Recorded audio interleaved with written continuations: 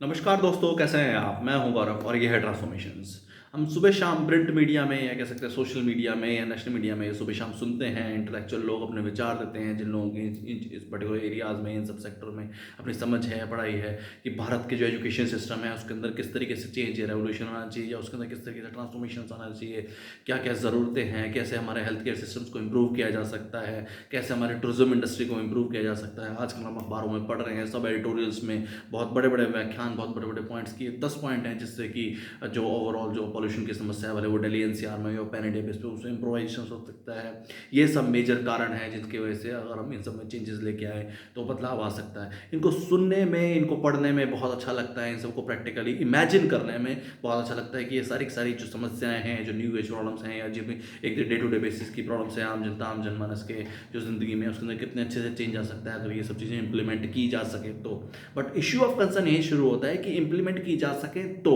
अब इनको इम्प्लीमेंट कौन करेगा? सिर्फ और सिर्फ उन्हीं लोगों के पास ये ताकत है इन सब चीज़ों को इम्प्लीमेंट करने की, जो लोग हमारे नुमाइंदे हैं, जो हमारे रिप्रेजेंटेटिव हैं, राज्य स्तर पे जो हमारे एमएलएज़ हैं, मेंबर ऑफ लेजिस्लेटिव असेंबलीज, जो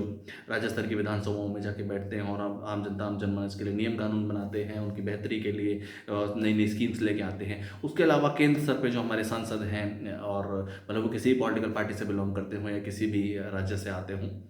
पर इश्यू ऑफ कंसर्न ये है कि जब तक वही लोग इस तरीके की चेंज को नहीं लेके आएँगे, तब तक हम कितना भी अच्छा सुनहरा भविष्य सोचते रहें, कितने बड़े-बड़े अच्छे विचार लिखते रहें, पढ़ते रहें, लिखने वाले लिखते रह जाएँगे, पढ़ने वाले पढ़ते रह जाएँगे। पर इन सब चीज़ों में ऑन ग्राउंड तभी चेंज आ पाएगा जब और ओवरऑल जो हमारा पॉलिटिकल एज़ और इलेक्टोरल सिस्टम है या पॉलिटिकल इलेक्टोरल जो ताना-बाना है, उसके अंदर चेंज आ सके। देखिए, सिर्फ़ और सिर्फ़ विचार लिखने और पढ़ने भर से तो बदलाव आ नहीं सकता और इस तरीके का रिज़ल्ट हम देख भी रहे हैं। जैसा कि आपने देखा है कि पॉल्यूशन की समस्या सिर्फ़ और सिर्फ़ दिल्ली एनसीआर की समस्या नहीं है, रिसर्च और सर्वे ने ऐसा बताया है कि पैन इंडिया की समस्या है और पूरे साल की समस्या है। ये सिर्फ़ और सिर्फ़ इस समय इसलिए दिखता है क्योंकि इस समय हवाएँ थोड़ी कम चलती है, फॉग की समस्या होती है, जो कि स्मॉग में एक तरीके से कन्वर्ट हो जाता है। बट उसके बाद पिछले 10, 12, 15 सालों में हमारी सरकारों ने, भले वो कोई भी राज्य स्तर की सरकारें रही हों, रीजनल पॉलिटिकल पार्टी की सरकारें रही हों, केंद्र की सरकार, उन्होंने क्या किया? और आज आप ऐसा एक भी पॉलिटिशियन, किसी भी एक पर्टिकुलर पॉलिटिकल पार्टी का, भले रीजनल पॉलिटिकल पार्टी का, आप इस चीज़ में देखते हैं, समझते हैं, जो इस चीज़ को कह सके स्ट्रांगली कि हाँ, हम लोगों ने ये ऐसा इम्प्लीमेंट किया या हमारी पॉलिटिकल पार्टी की जब सरकार आई थी,